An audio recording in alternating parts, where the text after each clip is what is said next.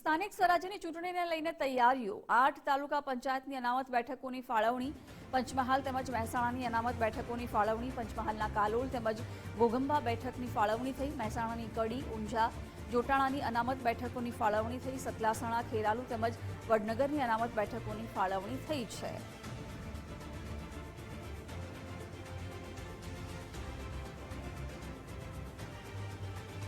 વિગતો સાથે સંવાદદાતા નિકુંજ જોડાઈ ગયા છે। નિકુંજ, 8 તાલુકા પંચાયતની અનામત બેઠકોની ફાળવણી થઈ, શું વિગતો? સ્થાનિક સ્વરાજની ચૂંટણીઓને લઈને તૈયારીઓનો પ્રારંભ થયો છે અને 8 જેટલી તાલુકા પંચાયતો છે તેની અનામત બેઠકોની ફાળવણી કરવામાં આવી છે। મહત્વનું છે કે જે ઓબીસી અનામતની વ્યવસ્થા કરવામાં આવી ત્યારબાદ અનામત બેઠકોનું જે રોટેશન છે તે નવેસરથી જાહેર કરવામાં આવી રહ્યું છે, જેમાં 8 તાલુકા પંચાયતની અનામત બેઠકોની ફાળવણી કરવામાં આવી છે। પંચમહાલ અને મહેસાણા જિલ્લાની આ તાલુકા પંચાયતો છે।